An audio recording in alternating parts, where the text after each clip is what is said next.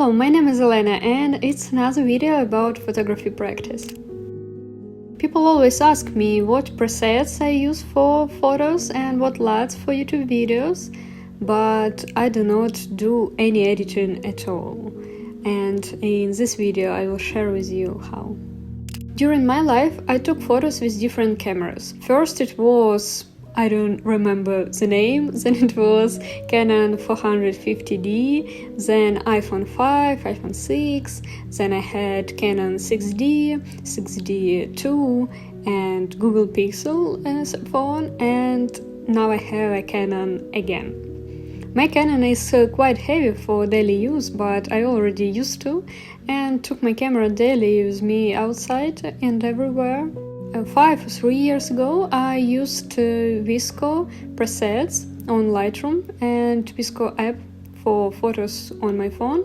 Usually I used A6 presets there. And it's annoying when you spend 1 hour shooting and then 2 hours for editing, and especially when it's lifestyle photography or daily photos, you don't want to spend your free time in Lightroom. So 3 years ago I started to take photos without editing, and now I'm focusing on photography mostly and not on how to make a bad image better. So let's start with this technical part. First of all, I never shoot RAW. I don't need it, and instead of it I shoot JPEG, and even in medium size, and the size is enough for printing, but also keeps the size of JPEG not too big, because I hate big files. I always shoot on AV mode with after ISO, and usually I pick cloud white balance when I shoot outside and sun when I shoot inside the room. I love and admire brownish colors, so cloud white balance make my photos slightly brown and yellow. And also, depending on the scene, I could correct exposition.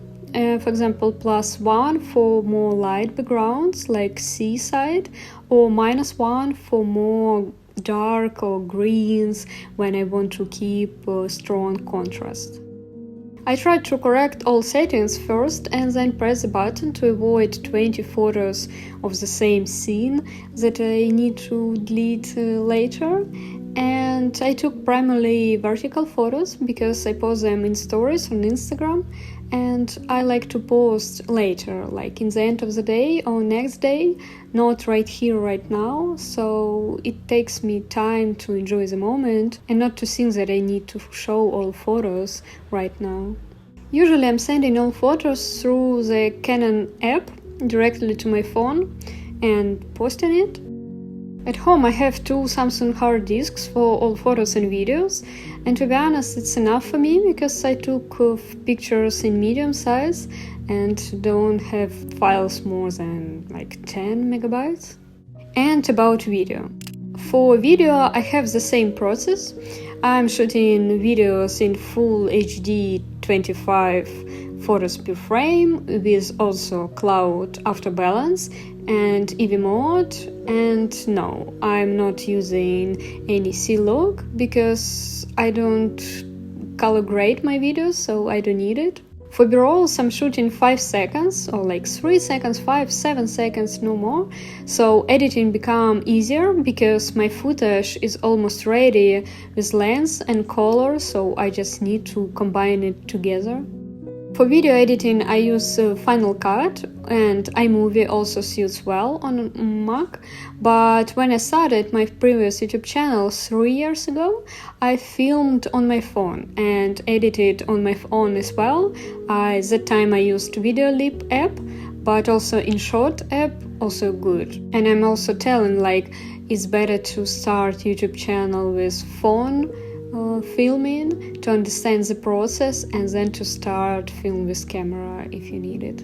And all cameras are different, so try to explore your camera settings, not only basics like white balance, but also different profiles, for example on Sony or Canon, or if you have Fujifilm camera, you could check built-in films, so it's also nice to color it right from the camera.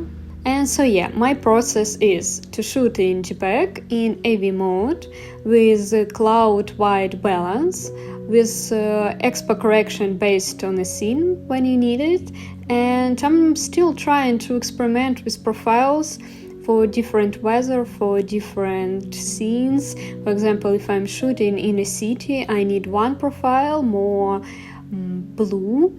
But if I do photos in forest or in a garden when everything is green, I use another profile. But it also depends on the camera, so try to find your color now to save time later.